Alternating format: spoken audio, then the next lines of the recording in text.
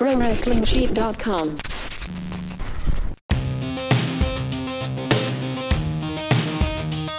Welcome, everybody, to a brand new episode of Collider SmackDown, Body Slam SmackDown. I can't even talk right now because we're in a whole new environment here. It's jarring. We snuck out to Studio A. We're doing this guerrilla style Collider Body Slam SmackDown live recap. Ryan Satin here's here, fresh off an interview on the JR podcast. You know, did he sell you Jim Ross report? Yep. Did he sell you some of his barbecue sauce, or would you? No, but I'm already a fan of the barbecue sauce, the jerky.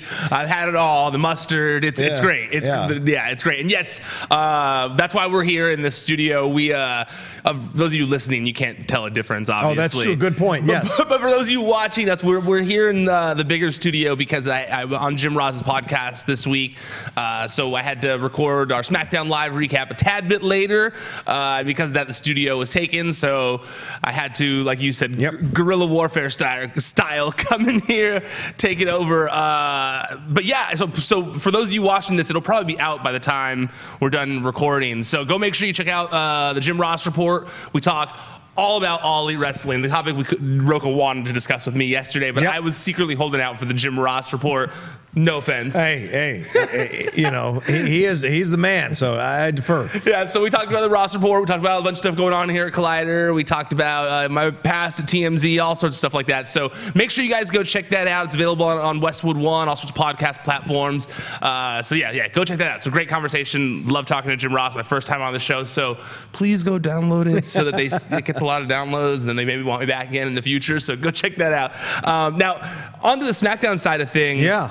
I really enjoyed SmackDown last night. Yeah? Yeah, I didn't have any issues with it. You don't seem like you instantly... I loved it. Okay, you did. Okay. I don't want to be I was nervous. I was like, oh, man. I was like, I hope we didn't... No. I'm caught up in your stories about JR, Jim Ross. I'm a little envious that you got to meet him, got to be interviewed by him. He's such an idol of mine in terms of, sportscasting, getting on camera to talk about something you love, especially talking about wrestling. With Mean Gene passing away, here's the next legend up who's still alive. He's the living legend now, absolutely. Absolutely. So it's great to hear that kind of stuff. So I got caught up in that. But yes. It was fun, too, because we got to talk about, I think he kind of he gets kind of crap on social media for various things. And it was fun. JR. Yeah, and it was fun. It was interesting to hear his perspective on social media a little bit and where we're at with things a little Ryan, bit. it's a cesspool. It's a cesspool. I hate being on it, Ryan. I hate it. But yeah, no, so it was great. It was really cool. And honestly, he's hyped about All Elite Wrestling. That's good. He's very excited about All Elite Wrestling. I mean, obviously, he is still in a contract with WWE. Yeah, right. But you could tell, because I think there is, from what I've heard, and I didn't really even get a chance to bring this up on his show, but there were people watching backstage. They were watching the rally. There were people backstage. I'm sure they were watching the rally. Yes. I mean, obviously, why do you not watch your competition? That makes sense. Well, I mean, obviously it wasn't like playing on a TV in the locker room. No, right. But people are low-key. Sure. Social media is the thing. So everyone was keeping up on it. And I did hear about, people backstage in WWE, there being a lot of eye rollers about the situation, I mean, sure, you can eye roll from a place of supremacy in the moment, but let's see if you're eye rolling a year from now. I think it was that. I also think it was a lot of these are big claims that they're making. Right. The healthcare type stuff, right. The equal pay type stuff, a lot of it. And, I think that a lot of people are like, I'll believe it when I see it type. That's the kind of vibe I got. Or I heard various other complaints about it, but it was very nitpicky complaints in my opinion. Yeah. So go check out the Ross report, Jim Ross report. Yeah. Full combo there. But I do think I don't think it was related, but it's because SmackDown is pretty consistently a great show. I agree. But it kicked off with a bang this week with that Daniel Bryan stuff. I mean, you want to talk about people with strong opinions, Ryan Satin and JR. Daniel Bryan got some strong opinions about the concession stand and about what's available for everybody to eat there. By the way, not incorrect. Daniel Bryan was not incorrect. Hot dogs are not the healthiest thing to put in your body. Wrestling fans aren't really known for being the best shape. And drinking corn syrup, which high fructose corn syrup, not really good for your health, overall health. So although Daniel was the heel, I thoroughly enjoyed this promo because I found myself nodding along with him. Don't get me wrong. I eat a hot dog and I take a drink of Coke all the time. So I understand it, but I enjoyed this promo and then him going off about AJ Styles' paraphernalia being there or merchandise being there there to sell. And then going off at the fans. I mean, he ripped that hot dog out of the dude's hand. I was laughing my ass off. And then when he threw the drink, I was like, oh, okay, this is all set up then. This is brilliant. Yeah. And especially in the AJ style shirt, which is genius. So I bet that guy got to keep the shirt for free. Yeah. But all around, I thought that was great. Then he goes into the stadium and goes with the fans there, goes back and forth with the fans, and then gets in there, and then he gets attacked by R-Truth, and we kick off that match. A good match, I thought, overall. R-Truth can still bring it at, what, over 50, almost 50 years old. Got to give him love for that, but overall, this is great. Okay, before we get to R-Truth, yeah, sorry for the reason I was looking at my phone is because I saw a tweet and I was trying to find it and I finally found it. I thought it was maybe the same arena, but I liked it. It was talking about how early in Daniel Bryan's WWE career, it was talking about like how far Daniel Bryan has come basically in his career, where in an early episode of the NXT show that he was on when it was still a competition series, he was like, I think he was forced to go to the concession stand and chug soda. Like, chug soda the fastest. Yes. And he hates soda. And so it was like, I think he had to, but he really didn't like it. And you can hear people yelling at him and stuff. And I thought it was interesting to show her, like, to go from being forced to drink soda to now he's at a place in his career where he's screaming at the consumers for drinking soda, which I thought was a nice little change of pace. But the whole segment was great. James, who runs the social media account, I was real busy last night with All Elite Wrestling stuff at the end of the day, and just trying to make sure we got all the right coverage up on it and stuff. Shout out to Aaron Turner for that. Yeah. Oh, huge shout out to Aaron Turner for his help at the All Elite Wrestling rally. Former host of Best of the Rest. Huge help. But James, who does social media for the site, he was texting me just like, dude, this opening was one of the best openings to SmackDown in so long. Thoroughly. And I loved it. Yeah, he was right. It was a nice change of pace. I always like when there's a little bit change of like out of the norm and not just like a random brawl to start the show like Raw did. Because I feel like that's not that out of the norm. But having someone like Daniel Bryan at the concession stand screaming at the consumer was such a good touch. I think that, I just think that Daniel Bryan is on fire right now because he's such an extension of himself. He's made the heel turn work. And it's funny because by making an extension of himself, like you said. And my favorite part about it, I think, is that, like you said earlier, is he's saying things that aren't bad. No. Like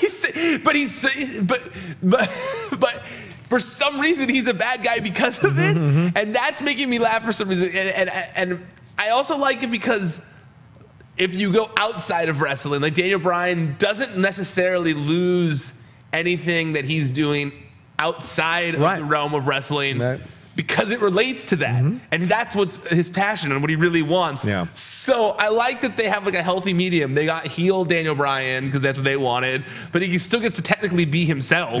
Just amped up. And it plays to the like and let's tell the truth here, it plays to the blue state, red state kind of vibe you have going on in wrestling with like, he can't tell us what to eat, what to drink, what to do. Like, if I'm gonna get extra large, I'm gonna get an extra large. Well, Daniel Bryan comes along with essentially kind of like the more liberal thoughts about the healthy stuff you should be eating, and it's like, no, you can't tell me what to do. It's America, so it appeals to that heel side of things too. And I liked it because I think Saxton was on the show last night, and Saxton said to him, like, he said, well, Daniel, he's not saying anything different than he's been saying the whole time. Daniel's, he's an environmentalist. He's a big environment. So you see that. But then Corey Graves was like, yeah, but he shouldn't be telling people what to do or what to eat. And so you get, it just logically makes so much sense, and it plays to it in a way that's tongue in cheek and with a wink. And if you're a wrestling fan who understands the business, this is a brilliant move that they're doing. Yeah, and I also think that all around, you nailed it right there. It's just like I think that it's such a good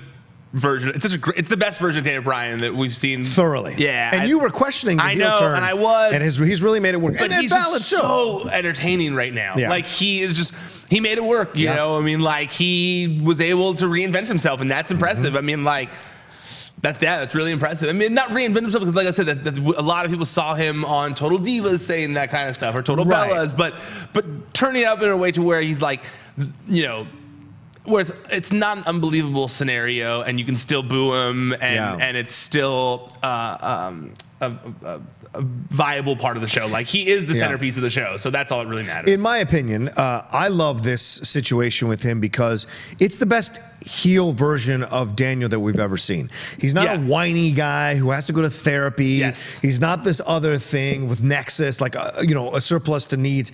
He is commanding the stage and being an aggressive heel with his thoughts, his natural thoughts about things in a way that is like he's yelling at you rather than being, hey man, I think you should eat this, is better for you. He's going, you need to stop eating that stuff and eat this. And like, it's just a little bit of a switch, but the switch makes it work so well. And like you said of the blue state versus red state kind of stuff, it's very reminiscent of like the formula they used to use for a foreign heel, where it's like, you know, like the things you do as Americans are terrible. Like you do this overconsumption, and instead of saying like it's because you're like, instead of it being like a racial thing, it's just like it's just or a stereotype or something like that. It's more just like he's just super green, and that's not like an offensive thing to any. That's not to be environmentalist. To be environmentalist is not like offensive to people want to live. Cultures. Yeah, exactly. But there are the people who go like, me for example, I'm better with it, but I know many people, I guess, who when you go like, I'm not the same way. I shouldn't say me because that's not true. But like when someone says like something about vegan stuff, and you go like, ew, vegan? Get out of here, you know? Like the other day, Eli, my co-host, he in the group chat was like, hey, do you guys have the vegan patty thing from Carl's Jr.? And me and Jamie were just like, or Jamie and I were just like, why would we try that? Like, why on earth would we, like, if we're going through the drive-thru at Carl's Jr., would we order that random vegan burger that they put on the menu? And then they were like, he was just like, hey man, why don't you guys just be open-minded? And I'm like, no, I'm just kidding. Like, I'm just kidding. I'm joking with you. But it does, like, when you have someone trying to like challenge the things that you've done forever, like you go like, well, hey. Yeah, it's a natural thing. I like extra large soda, asshole, you know? You know, I wasn't going to get a hot dog, but now I am because you, like, you know, but that just appeals to the American sensibility. You know, no matter what side of the fence you're on, you don't like being told what to do. That's an American thing. And so I love that. I love soda, but it is insane. Oh, of course. To see how big sodas are. Like when I went to the movies, when I finally saw Aquaman, like, and I ordered a medium soda, it was like this huge thing. Like I'm like, every time I'm just like, oh, what? This was the medium? Yeah. Find that Parks and Rec episode where they go to Sweetums with the baby size. You're like, what? How is that possible? Just genius stuff. And it's very, very true. You see it over there now. Okay, anyway, so back to R-Truth. Yeah, back to R-Truth. It was a good match. It was quick, but it was good. Yeah, I gotta say, man, like, R-Truth might get a run here, man. R-Truth has come out of freaking nowhere, dude. And like I've said on here many times, like I used to just be like the guy who was like very anti R-Truth, but man, like I heard him on Lillian Garcia's podcast, and he has got I guess like a chip on his shoulder. Like he wants to prove that he can still hang. And this showed it. Like he was wrestling like he was a young blue chipper again. Like, it was incredible. It was very impressive. You know, I think that even though they were getting it over on commentary of how much of a veteran R-Truth is, I do think people forget that. Yeah. Like, you forget that he was there during the Attitude Era, during the very tail end of it, but he was there for like that, like, right? Well, he was a name in WWE, then WCW, and then back to WWE. So K-Quick was there. Was there in the Attitude Era, right? Like the very, very end of it, but Yeah. So he's put his time in. Yeah. And like you said, he's good friends with Vince, so he's going to get a run. But also, one thing that's really important to know. Also, was tag team partners with Road Dogg, who's head of creative on SmackDown. That's right. That helps a lot, too. I thought about that last night. I saw someone post a picture, and I was like, I did not think about that. I forgot that they were a tag team for a while. Never burn the bridges, people, is what they tell you. It's a very smart thing of what he did. But also, what I enjoy about this is that, you know, if you stick around long enough, the fans will start to care about you more. Like if you stick around. Yeah, maybe at the beginning they made fun of him, the K-Quack, and what's up, and rapping and all that, or K-Quick rather, and all that stuff, and rapping and stuff. But then eventually, as it goes on, as you show that you're a lifer and you commit to the business, the fans start to embrace you more as you come. And I'm seeing that with R-Truth. We saw that with Goldust, ironically. I know they were together, which was great, the Golden Truth. But like the Goldust as well has come back in different iterations, and every time he comes back, he's even more beloved by the fans because he has stayed the course and been there, and he shows that he is committed to the business and loves the business, and I enjoy that. And R-Truth, I'm not surprised. To be a mid-carder that's constantly hanging around these large federations, it takes a certain amount of confidence and cockiness and belief in yourself to keep getting out there to show that you can do it. And so I appreciate his chip on his shoulder. The interview that he did with Lillian was actually pretty interesting. He was talking about how, and I never really listened. I never really like known his path to to Why would you? wrestling, How many mid-carders are there? You just never know. Yeah. And also apparently his Wikipedia is like rife with errors. Like there's so many things wrong with it. No surprise. Yeah. And so, okay, but it was interesting because he was saying that, I think it was like after one of his stints in jail, I forget who, it was someone involved in wrestling, but they basically said like, they met him somewhere because he was rapping. Okay. And he was trying to become a rapper, and they were like, "No, I think you should become a pro wrestler." Like, wow. And he was like, "No, never heard of it. Don't care about it." You know. And he was like, "No, I think you should go. I think you'd be good. Like, let me." And he was like, "Nah, don't care." And so then he did, and then he got arrested again. And when he got out, he kind of like tried to get his life straight. And he said, "You know what? Maybe I should have taken that wrestling thing seriously." Calls the guy. Yeah. Goes back to, excuse me, sorry, I spit a little bit there. Goes to the guy, if I recall right, the guy goes to him, or they meet. And the guy takes him to dinner and to a wrestling show. And at the wrestling show, he ends up being into it. But at dinner, he goes, no, the reason I think you're going to be famous, the reason I think you're going to be a big deal is because I see you come to the ring and doing your rapping thing. No one's doing that. Oh, really. Yeah, it's a unique character. You could come to the ring and be an authentic rapper and rap your songs, but while walking to the ring and stuff. And he was like, I guess I could do that. And then he kind of like from there, and he doesn't really talk to that person anymore. He has no relationship. The person was even still alive, and he has no way of getting in touch with them. Yeah. But like that guy paid for him to like get into the wrestling business just out of the kindness of his heart because he wanted to like give back to someone. There are always angels in our lives. You never know how they're going to show up, and you never know how long they're going to stay. And I might have butchered some of that story, but it's worth listening to on the podcast. It's actually pretty fascinating. But yeah, and it's funny too. Just on another side tangent before we get into the next part, you mentioned. Being nice to people, your friends, making sure you keep your relationships and stuff. And I thought it was interesting. I had forgotten in all the All Elite Wrestling talk yesterday. I forgot that it was Kevin Owens who got the Young Bucks and Cody together. Yep. That it was like when Cody was leaving. Kevin hit up the Young Bucks, was like, "Hey, take care of this guy on the Indies. He's good people." Yeah. And they were like, "Okay." And because of that, they became friends. Wow. And now there's a whole nother company that's sprung because of it. And I was like, wow, Kevin Owens is like the godfather of All Elite Wrestling. You should get 1% or whatever their profits are. I would feel like, or come over. Once he's done with WWE, how can there not be a space? I was thinking the same thing. Yeah, him and Sami Zayn, all these guys. Kevin Owens just signed a 5-year deal, if I recall, or something like that. Oh yeah, okay. So he's got some time. Sure, we'll see what happens. Yeah, you never know with things. You never know. You never know. How it works out. It's the wrestling business. Yeah, never say never, brother. It's true. He came back. All right, Rey Mysterio and Mustafa Ali. They took on Samoa Joe and Andrade. I couldn't love this match more than I did watching it. Everyone was on point, and I love how seamless Joe is in matches like this. It is really surprising to see how well he moves with these guys and flows, because he's not a high flyer in the traditional sense, but he can bring weight and power and moves that you don't expect a guy his size to do, that kind of makes it feel like he's a high flyer with them, and I really appreciated that. Mustafa Ali, great stuff with Almas, and that flip DDT or pile driver, whatever. The sunset. It was crazy. It was like a sunset flip destroyer. It was crazy. Yeah, it was incredible between Rey and Almas, like that. But even more so than that, because it had like that the foot thing first. So it was weird. Yeah, but it was a lot of core work. Yeah, exactly. And the beautiful Zelina outside. Holy mackerel! Seeing all that going on, just all around, just a great match, man. Yeah, it's funny because like I said, I was doing all the All Elite Wrestling stuff, so I was kind of only seeing what was being kind of tweeted and stuff like that.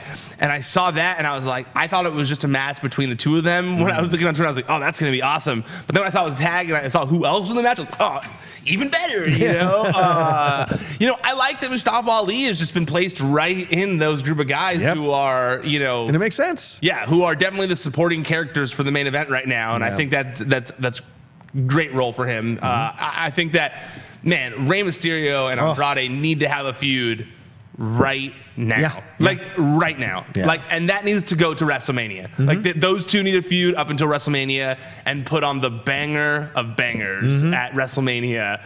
That is what needs to happen. I don't care if Andrade is U.S. title by then or something like that, but that needs to happen because just the times they interacted were just magnificent. Watching them, just seeing the two of them mix it up, like you were just like, the WrestleBoner is just like at full mast, you know, like you're just like, man, that's just like what wrestling fans dream of, kind of stuff, you know. Man, that was great. I really want to see full matches between them and like pay-per-view length, not just on TV. Yeah, 30-40 minute match would be fantastic. It would be fantastic. Yeah. Samoa Joe is just so good right now. Yeah. So I can't complain about anything that he does. He seems to be having fun out there too. He seems to be having just like he seems to be at the peak of his career right now. Yep, I would agree with that. He's running at all cylinders on like a master level, and it's fantastic to watch. And then lastly, Andrade got a win. Andrade got the win. Andrade finally got a win. I think that I think I saw someone say that he hadn't won a match since September on SmackDown. Yeah.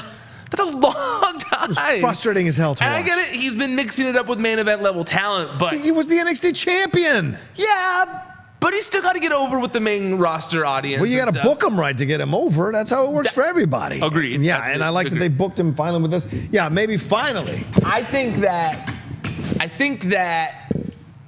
you know, a meaningful win like that will go a long, long ways for Andrade. Ray loses absolutely nothing except for the fact that now Andrade can brag about how he beat Ray, and hopefully this is the launch pad for a huge opportunity for Andrade. Yeah. Because like if they don't capitalize off of this and they just go up against each other next week and Ray gets his win back, I'm gonna be so mad, and I hope that doesn't happen just because I put that out there in the universe now. But I am gonna be on here next week, and I'm very mad if this just leads to some one-on-one match again, and Andrade's right back where he started, because this could be the launch pad for a lot. Similarly to how Mustafa being placed with Daniel Bryan and stuff like that was huge for him. Yep, agreed. I hope it does. I'm with Ryan. I hope it leads to more and more stuff, and it's certainly a match between those two guys. It's going to be fun.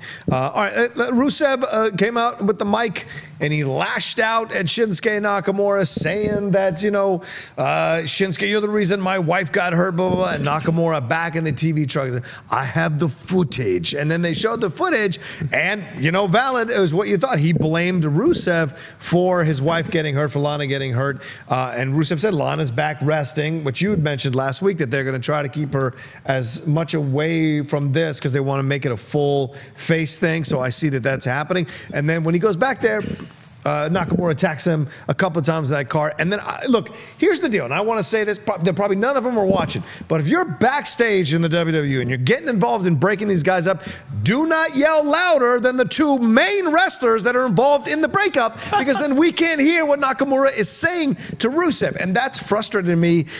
You know, Jamie, what's-his-face is back. Jamie Noble was back there, and then the other guys. And they were both being way too loud. And let Nakamura get his shots in.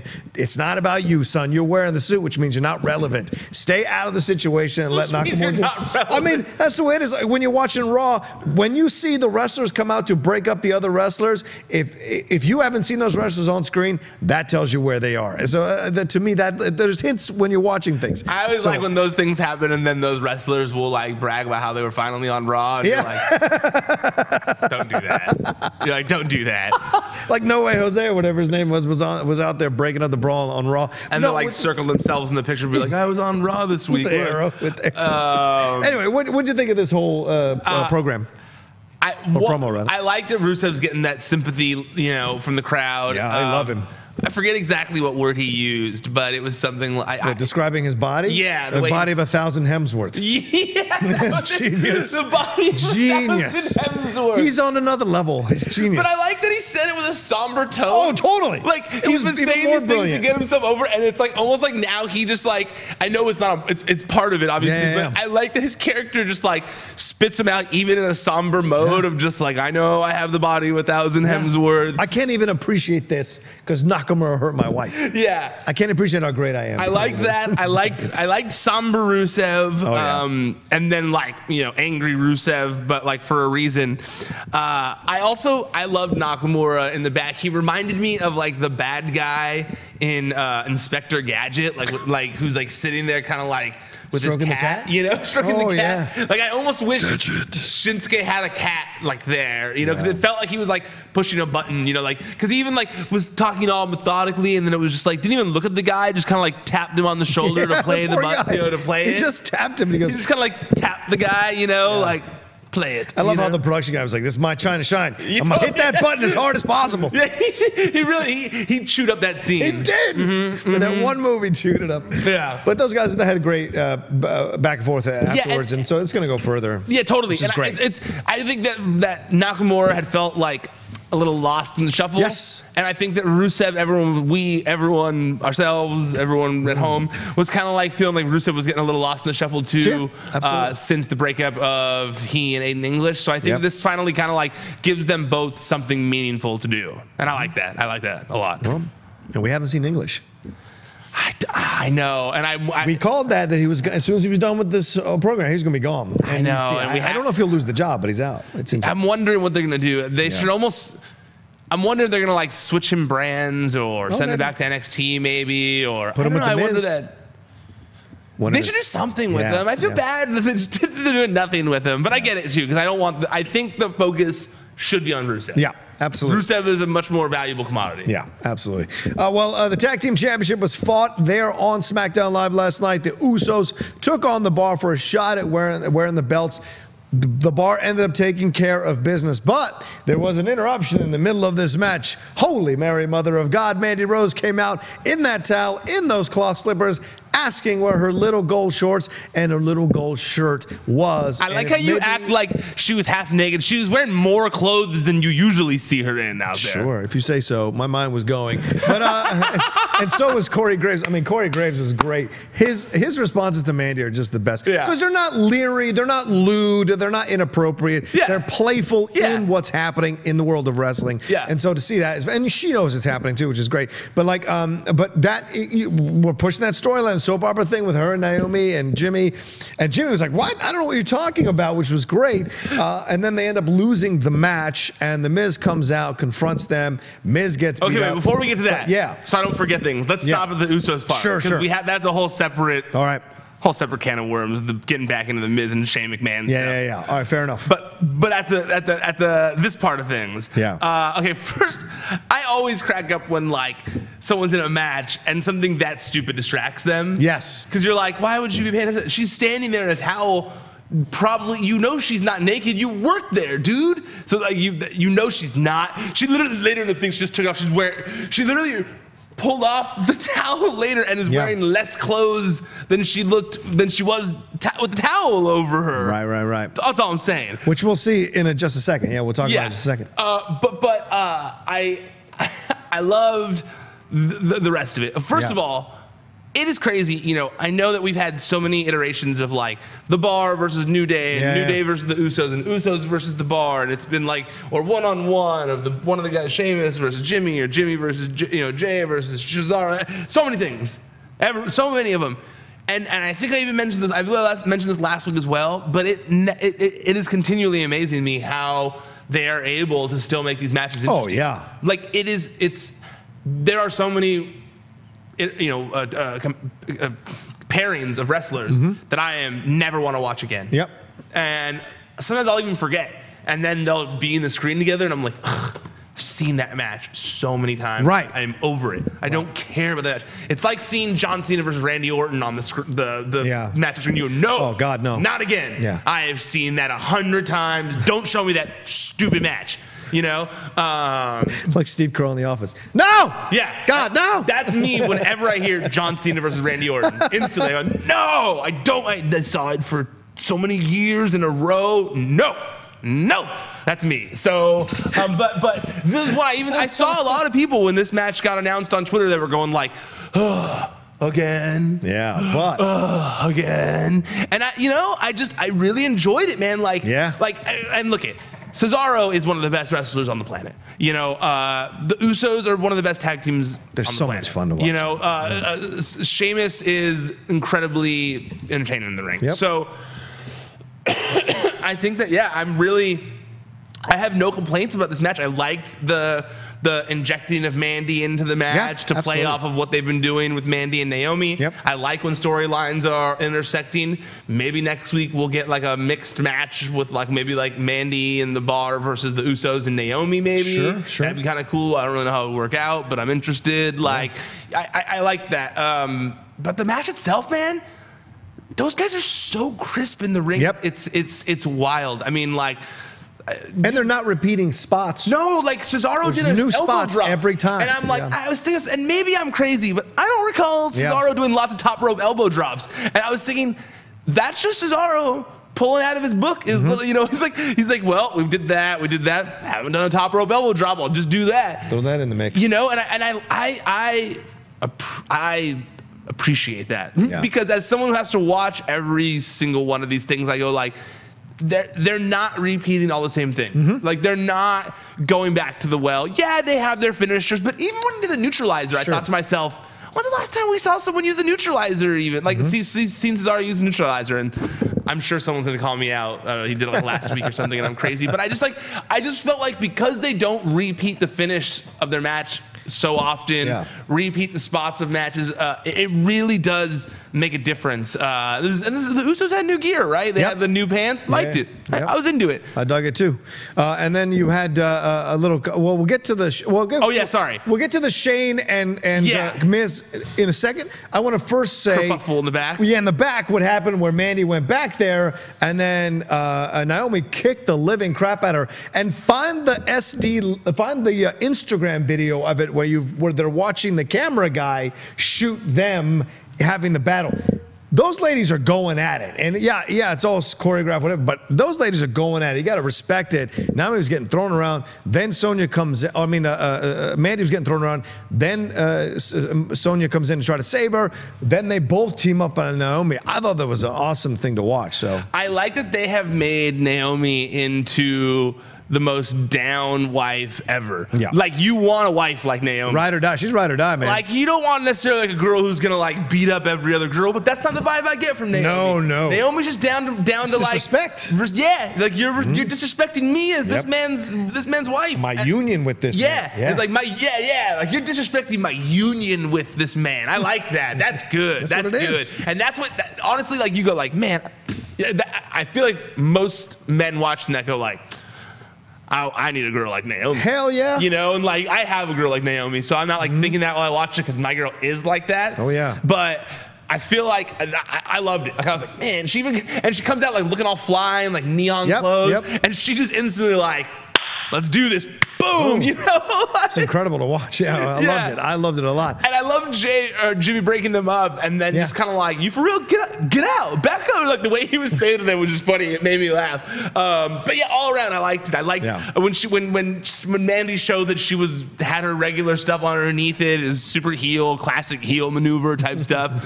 So yeah, I enjoyed all that. And then big shout out Sonya and Mandy, who are like getting pushed. This is a push that's happening, and they definitely see that Mandy is going to be something that could be a big star going forward, and I love that they're doing that. I think prediction time. Ooh.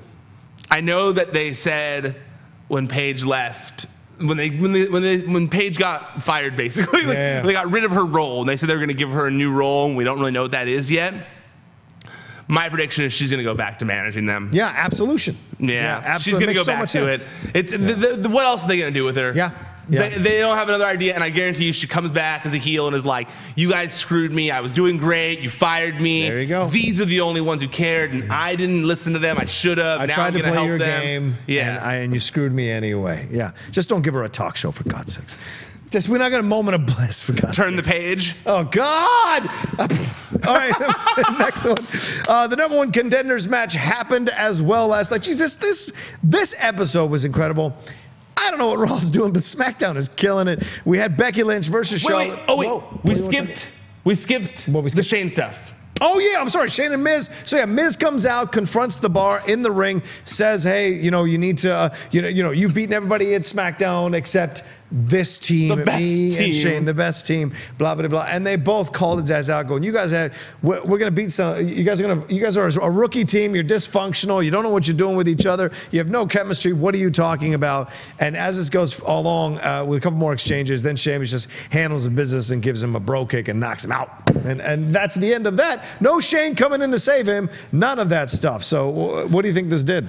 I cannot hate the Shane Miz storyline. As much as Christian Harloff wants us to hate it, we can't. No, it. I said I can't hate it enough. Oh, you can't hate it enough? Cannot hate it enough. Okay, so you're with Christian Harloff. I am with Christian. I have no problems with this.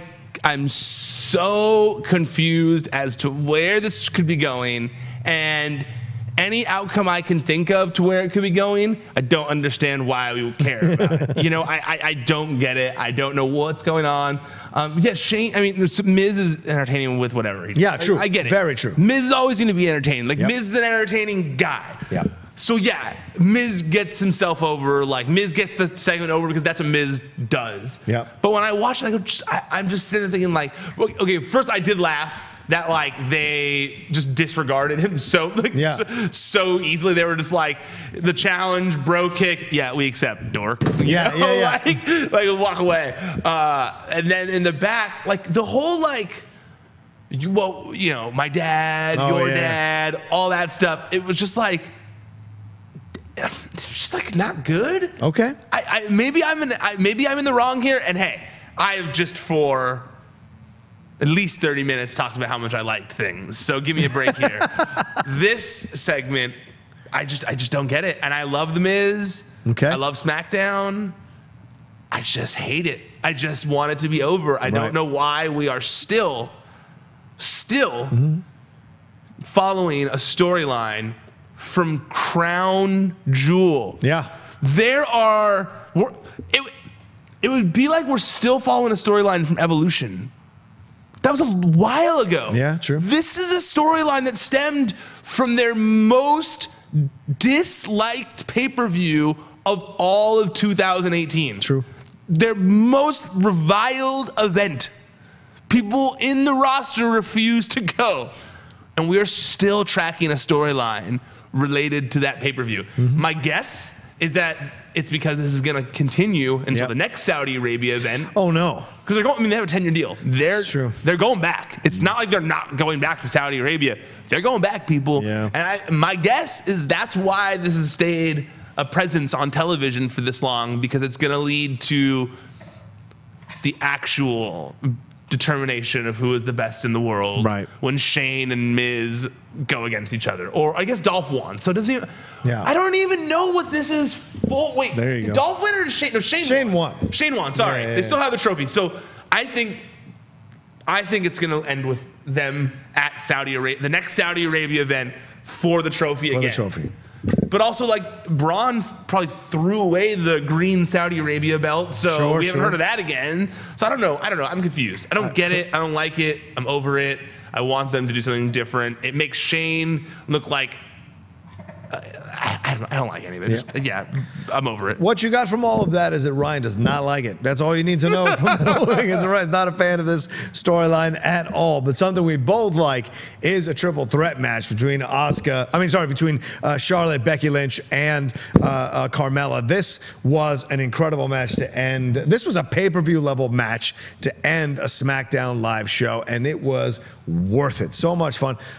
Being a fan of Carmella now, watching her moves in the ring, you enjoy what she's doing so much more. But she wrestled heel. The slaps were all there. Who do you think you are was there. Even the backstage promos, because they were doing those promos throughout the episode. Yeah. Kind of felt a little heel-like. It was like, I was surprised it was by back that. to more being like, hey, remember, I was the champion for a long time. Like, I'm having fun, but I was the champion for a long time. Yeah, that cockiness was there. And then you saw it in the ring multiple times. But those ladies hit their spots in such great ways. Some good stuff. I really loved the changes that were going on throughout the match and the switches of who was in top, who was not on top, who was going to end up the victory. I didn't know which one he was going to go. I wanted Becky to win. Then Becky won it, and I was pretty happy about that. And it wasn't at Charlotte's expense. It was, of course, at Carmella's expense, which these irony. I don't know if the fans have thought this yet, or maybe you have. That used to be Becky's role when it was Sasha versus Charlotte. It was Becky always taking the loss so that neither one of them could lose their shine. True. And now to see Becky putting that on Carmella, I think shows you the progression of Becky Lynch as a performer and as a personality and entertainer and wrestler in the WWE. I also think that Carmella holding her own those other two shows where how far she has come as well. Because there was a while where she even mentioned people didn't like, people had all these things to say about her, but like, man, this match she was doing, that top rope Hurricane Rana, that dive through the ropes, like the drive through the ropes was great. It was great, and I don't even love dive through the ropes as much anymore, but she had a good one. I also loved during that part where when Charlotte went to do the moonsault, and they all just went, they both just nope. She doesn't get this right. I'm out of here. Nope. She doesn't. She never gets lands this. She never lands it. Peace out, y'all. But then she in the face. Exactly. But then she took the flip onto the which I thought was great. She took all the bumps Carmella did, and so did Becky and Charlotte as well. So this was a fun ass match to watch. Yeah, and I think that like I like the momentum that's going on right now. This helped keep it along. Do you think? Okay, so Becky wins. Yes. Right? Yes. So Becky wins. Here we go. Then Asuka came out. They have their stare down. So now we got good. Becky versus Asuka, which was great. Yeah. It was one of those moments where you get almost like giddy. You're like, yeah, that's what I want to see. It makes you like when you're watching, go like, yeah, like Asuka and Becky mess each other up.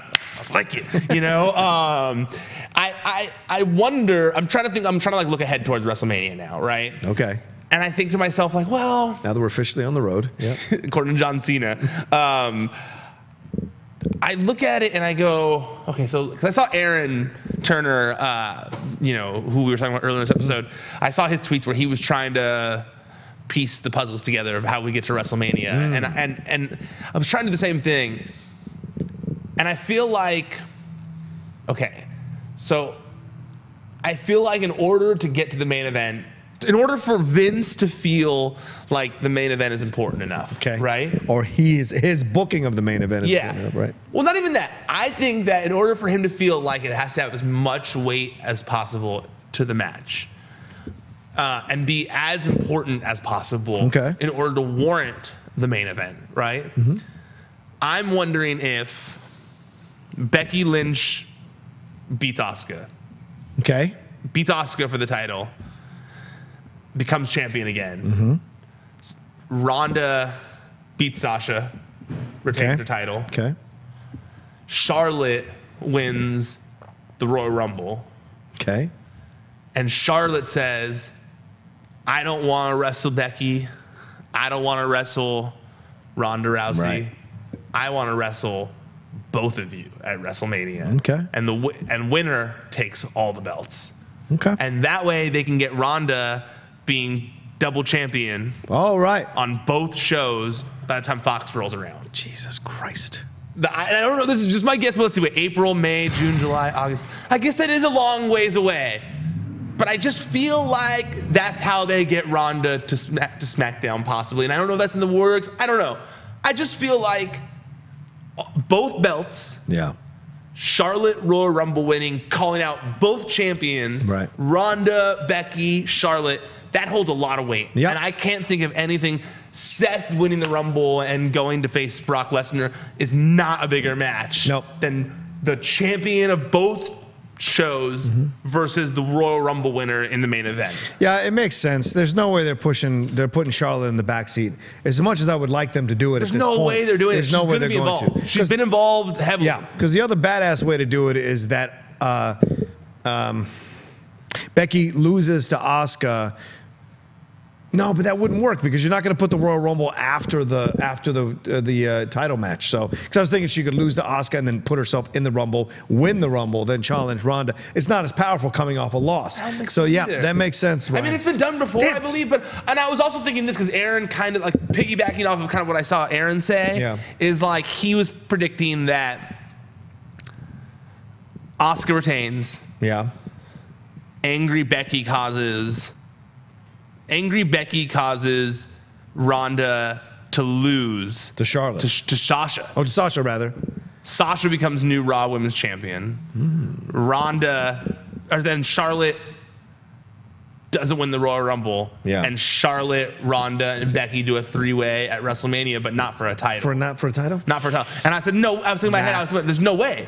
I mean, because then also that plays into, then it kind of slowly brings Sasha and Bayley into an inevitable 4 horsemen storyline that they need to get to, because they're kind of like the outliers in this Ronda versus everyone else kind of thing. Right. So now that Sasha's slowly being brought in, but I don't think that's where it's going. I think that they just needed something for Ronda to do something for Ronda and Sasha to do while they, before they get to WrestleMania. So yeah, to me, both titles make so much more sense. Okay. We'll see what happens. Yeah, I agree. It should be both titles. That'd be something. Because then Asuka, because we go, okay, so then we have both titles, right? Then we have Sasha and Bayley versus someone else for the women's tag team titles. Right. And then the Mae Young. Yeah. The whatever they call it, not Mae Young, whatever they call it, the Moolah Classic, whatever it's gonna be called. Sure. The women's battle royal for a title shot. That's what I see happening, right? Okay. It seems to make the most sense. Yeah, right? yeah. I love your scenario. If it does happen, I think that's great. I'm down for that happening. Anything that puts Becky in prime position for everything, I'm for. I know they're probably gonna give it to Ronda, which sucks, but I think it should be Becky. If it were up to me at this point, I would have Becky win at WrestleMania. Of course. And that makes I would the have most Becky sense. walking out of there with both titles like Daniel Bryan had after WrestleMania 30. Yeah. That's the other picture I have in my head, I think, of why. Because if you get to the end of the year and Becky is victorious with both those titles, I think that's a better way to end WrestleMania. Now, granted, Ronda's the star, has lots of drawing power. It's very possible they don't agree. But I think that she's got to lose eventually. And I know that I have been a big proponent of like, hey, have Ronda squash the shit out of people. But we've gotten a year now. We're getting closer to a year of Ronda Rousey now. And I think the time has come. Yeah, I agree, and it should happen. And this is where we are. Yeah, we're about to be at a year because it was the Royal Rumble. This is where you start to see and look at WWE. WWE is more than just a wrestling promotion. It's a business, and they've got to push. So this is where you've got business versus the fans who love wrestling slamming into each other. And, they got to do, as they've always said, what's best for business. And for them, Ronda Rousey is what's best for business, unfortunately. Even though Becky Lynch is best for the wrestling fans, Ronda Rousey for the outside of the world of professional wrestling is better for them business-wise. It's reminiscent of back when CM Punk and John Cena were on top. Yeah. It was like the fans loved CM Punk. Right. But he wasn't the guy they were trotting out on TV shows because he's covered in tattoos. Exactly. Smaller. John Cena was the guy that was like... He goes off script sometimes. Yeah. And John Cena was the guy that was like put out in front of everybody. John Cena was on the cover of everything. John Cena was this. John Cena was still the main event while CM Punk was champion. So it seems very reminiscent of that kind of. But I feel like they have to pull... Becky Lynch is the biggest thing in wrestling right now. Yeah. Damn right she is. There's no denying that Becky Lynch is the biggest thing in wrestling right now. So, yeah, I mean, if I were in charge, I was a big person I was a big proponent of like, don't make Ronda Rousey lose. But it's been a year. Yeah. She can lose now. Thank you, Ryan. She's fine. I don't think they're gonna lose anything by having Ronda Rousey lose, and Becky will gain the world by winning. I mean, Becky will gain the world by being the one to beat Ronda Rousey at WrestleMania. They're not gonna let it happen. They're not gonna let it happen. You don't think? No. They'll give it to Charlotte, or they'll give it to Ronda. They will not give it to Becky. God damn it, which sucks. But whatever. It's not. We don't run a business. Whatever. All right. I run a business, but there you go. But it's not that kind of business. There it is. She's the man. Damn it. Give her the belts, all of them. As the Outlaw would say, all the belts and give her all the records. All right. Well, that's our Collider Body Slam. Outlaw on belts, eh? Yeah, that's right. Those were the days. Collider Body Slam. 2019 is here. We shall see. Collider Body Slam. That aired now. What? Yes, of course it aired. You guys, one time, I don't know if you guys ever noticed, but I accidentally, because spoiler alert, they shoot them a little early, and I had a little. What? And I didn't realize that I hadn't aired yet, and I called him out. No, he did call it out. I did call it out, yeah. And we had to edit it out. He kicked me off the show because I lost the belt to Ethan, and it was like, wait, they haven't showed it yet, and we had to stop the recording, we go back, redo it. Like I started it, and he just gave me this look of just like stop talking. Like I could just see his face like shaking without shaking, like the inside. died. I was like, oh, no. I'm like, stop talking. Stop. Ooh, okay, all right, there it is. Hey, but 2019 is a new year. You never know. It could be back on top again. Depends. Outlaw season. That's right. I got a good new coach. She's going to take care of business. Anyway, what did you think about SmackDown Live? Did you love it? Did you enjoy it? What do you think about what we had to say about it? Let us know in the comments section below. Before we go, Ryan, tell everybody where they can follow things and follow you. ProWrestlingSheet.com is the website, at Wrestling Sheet on social media. Make sure you follow us on social media, Facebook, Twitter. That's the main place I post stuff. I'm kind of posted up on Instagram because I'm not great with posting things on Instagram, but we're there. You can follow us there for when I finally hire a full-time social media person. And then also youtube.com/C/Wrestling Sheet. That's where all the videos are.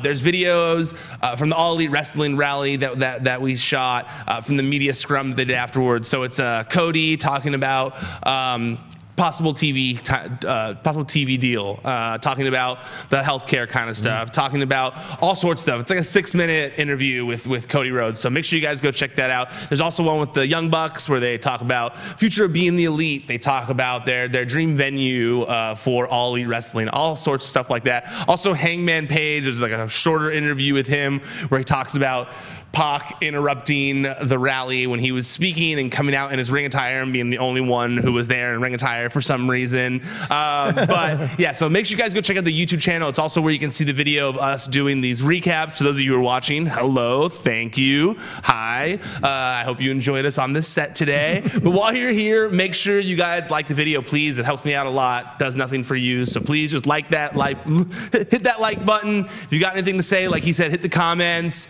Make sure you guys share. When you guys let people know you like this show, I guarantee you it'll bring someone else into the show. We've had a bunch of new subscribers, a bunch of new listeners. The numbers are going up. I really, really appreciate it. So please, please, please keep spreading the word. And make sure you guys follow everything that Collider is doing. There's Collider Podcasts, Collider Video, Collider Quick Hits. There's all sorts of Collider-related content. Make sure you guys go to the Collider Video page. You'll see the ones they follow and some of the other ones. But Collider Gaming, that's kind of the one I really like.